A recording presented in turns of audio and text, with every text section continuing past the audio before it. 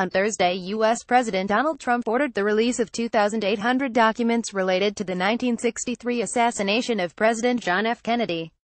Though Trump yielded to pressure from the FBI and CIA to block some 300 records, there are now 5 million declassified cables, notes and reports pertaining to the killing of the first and only Irish-American Roman Catholic to hold office. From a tantalizing tip-off to a local British newspaper to an alleged KGB connection, here is what we've learned so far. Reuters. President Kennedy and his wife ride through Dallas moments before the assassination. A memo addressed to the director of the FBI reported an anonymous phone call being made to the senior reporter of the Cambridge News 25 minutes ahead of the assassination. The memo reads, the caller said only that the Cambridge News reporter should call the American Embassy in London for some big news, and then hung up. It continued after word of the president's death was received. The reporter informed the Cambridge police of the anonymous call, and the police informed MI5. The important point is that the call was made, according to MI5 calculations, about 25 minutes before the president was shot.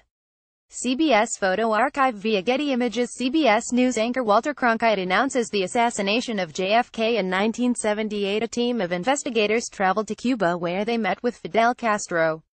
According to the files, Castro assured the committee that neither he nor his government had any involvement in the assassination. So photo via Getty Images. The files claim the CIA had plans to assassinate Cuban leader Fidel Castro in the early days of the Kennedy administration. Castro denied any involvement in JFK's death. Nevertheless, a further form from the CIA notes that the Cuban ambassador to the U.S. reacted with happy delight to news of the killing. 1975 documents detail the CIA's role in foreign assassinations and said plans to assassinate Castro were undertaken in the early days of the Kennedy administration. A further document says the agency was involved in plots against the Cuban leader as early as 1959 or 1960. National Archives. To date, there is no evidence to suggest Lee Harvey Oswald worked with anyone else in his plot to murder the president. Among the files, however, are a document which suggests Oswald made contact with Valery Vladimirovich Kotakov, a member of the Soviet KGB assassination department at the Soviet embassy in Mexico City, around 2 months before President Kennedy's death. Rex. The fatal shooting of Lee Harvey Oswald by nightclub owner Jack Ruby at the Dallas police headquarters. There is also a memo from the New Orleans division of the FBI which states the Dallas branch of the agency was already trying to track Oswald in October, a month before the shooting.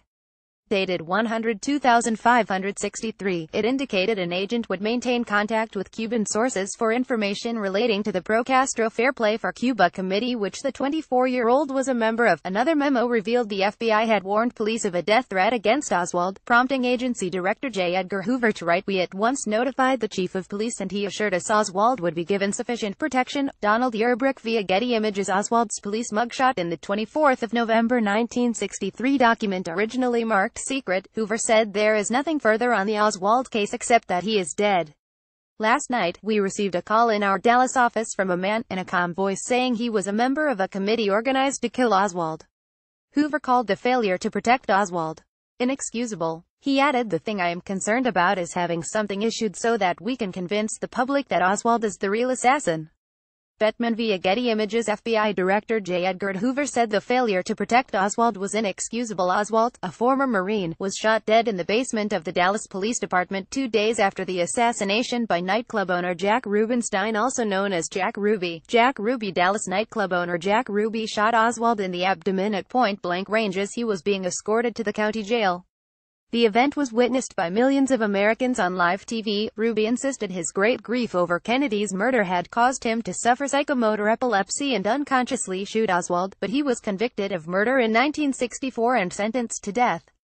He appealed but died of lung cancer in jail before his new trial could begin. Bettman via Getty Images. Nightclub owner Jack Ruby seen with 2 unidentified members of his burlesque act. Though there is no evidence Ruby and Oswald knew each other, some theorists have posited that Ruby murdered Oswald to keep him from revealing a larger conspiracy. One of the declassified documents contains an unverified report claiming Ruby and Oswald were seen together at Florida's Key West Airport weeks before the president was murdered. Airport manager George Feraldo is cited as claiming he saw Oswald approach Ruby and ask him, "Have you heard anything from the Big Bird yet?" Soviet reaction in the wake of the assassination. A document citing intelligence from Russia on the day of the killing stated Soviet officials were fearful that without leadership, some irresponsible general in the United States might launch a missile at the Soviet Union.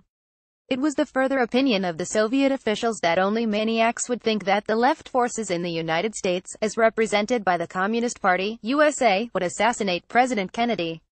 According to our source, Soviet officials claimed that Lee Harvey Oswald had no connection whatsoever with the Soviet Union.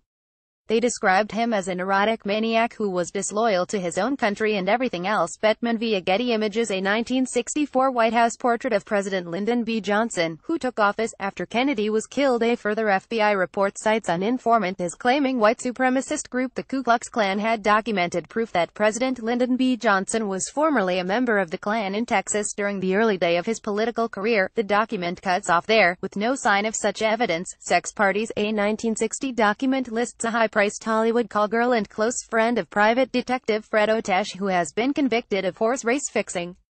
The woman contacted the FBI in LA to tell them Otesh had requested information relating to her participation in sex parties involving Senator John F. Kennedy, his brother-in-law, movie actor Peter Lawford, Frank Sinatra and Sammy Davis Jr. She is said to have told Otesh she had no knowledge of such activities involving these men. Otesh later implied Confidential magazine was looking for dirt on Kennedy ahead of the November election. $100,000 reward. WikiLeaks has announced it will give a $100,000 reward for the documents which continue to be withheld, should they show violations of law, inefficiency or administrative error.